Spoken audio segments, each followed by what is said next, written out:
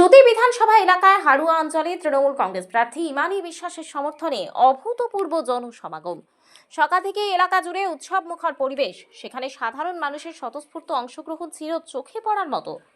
এদিন ভোরের আলো ফুটতেই ইমানি বিশ্বাস জনসংযোগ কর্মসূচি নিয়ে হাড়ুয়া অঞ্চলের মানুষের বুথে বুথে পৌঁছে যান। মানুষের দুয়ারে গিয়ে সাধারণ মানুষের সঙ্গে কথা বলেন, এলাকার নানান সমস্যা নিয়ে আলোচনা করেন, উন্নয়নের বিষয় নিয়েও মত বিনিময় করেন। তার এই আন্তরিক প্রচেষ্টায় সাধারণ মানুষের মধ্যে ব্যাপক সাড়া পড়ে। প্রবল উৎসাহ এবং উদ্দীপনা দেখা যায় সাধারণ মানুষের মধ্যে। বিশেষ করে সুতি বিধানসভার 57 নম্বর এলাকায় এই প্রার্থীকে কাছে পেয়ে এলাকার মানুষ উচ্ছ্বাস লুকিয়ে রাখতে পারেননি। ফুল ছিটিয়ে উষ্ণ অভ্যর্থনার মাধ্যমে তাকে স্বাগত জানানো হয়। স্থানীয় বাসিন্দারা বলছেন, ইমানি বিশ্বাস ঘরের ছেলে, তাকে পাশে পেয়ে আমরা অত্যন্ত আশাবাদী। গোটা কর্মসূচি জুড়ে কর্মী সমর্থকদের উপস্থিতিও ছিল চোখে পড়ার মতো। তারা স্লোগান দেন তাদের পতাকা নিয়ে। একই সাথে উদ্দীপনায় হাড়ুয়া অঞ্চল যেন এক নির্বাচনী উৎসবে পরিণত হয়।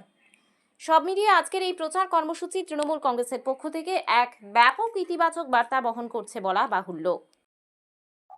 হাড়ুয়া অঞ্চল হলো অত্যন্ত আমার ক্লোজ আছে। আজকে হাড়ুয়া অঞ্চলে ডোর টু ডোর প্রোগ্রাম ছিল। আমার সঙ্গে ছিলেন আমার ব্লক সভাপতি সিরাজুল ইসলাম, অঞ্চল সভাপতি কটা শেখ ভাই মুশরিকুর, আমার মহিলা নেত্রী হালিমাদি, পঞ্চায়েত সমিতির সভাপতি সহ আমাদের একাধিক গ্রাম পঞ্চায়েতের সদস্য, পঞ্চায়েত সমিতির সদস্য, তার প্রতিনিধি, বুথ কমিটি সকলকে নিয়ে আমি ডোর টু ডোর 8টা থেকে হাড়ুয়াতে রোড শো শুরু করেছিলাম। পায়ে হেঁটে প্রত্যেকটা মা বোনদের কাছে গেছি, ভাইদের কাছে গেছি, ইয়াং জেনারেশন বাবাদের কাছে গেছি। তাদের মধ্যে একটাই বার্তা কি মমতা বন্দ্যোপাধ্যায় লক্ষ্মী ভান্ডার দিচ্ছি, মমতা বন্দ্যোপাধ্যায় রাস্তাঘাট করে দিচ্ছি, এভরিথিং প্রকল্প মমতা বন্দ্যোপাধ্যায় পাচ্ছে। অতএব আমরা শুধু সময়ের অপেক্ষা, মমতা বন্দ্যোপাধ্যায় জোড়া ফুলে আমরা মানুষ একটাই কথাই বলছে, এসআইআর নিয়ে যেভাবে বিজেপি সরকার এবং ইলেকশন কমিশনার সাধারণ মানুষকে নিয়ে ছিনিমিনি করছে, ভোটারদেরকে নিয়ে, তার প্রতিক্রিয়া মানুষ 2023 এপ্রিল প্রতিক্রিয়া দিবে।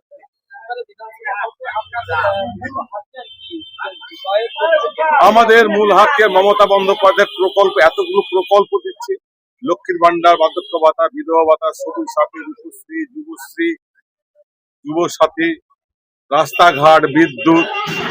যে হাড়ুয়া অঞ্চলে প্রচুর রাস্তা কাজ হয়েছে,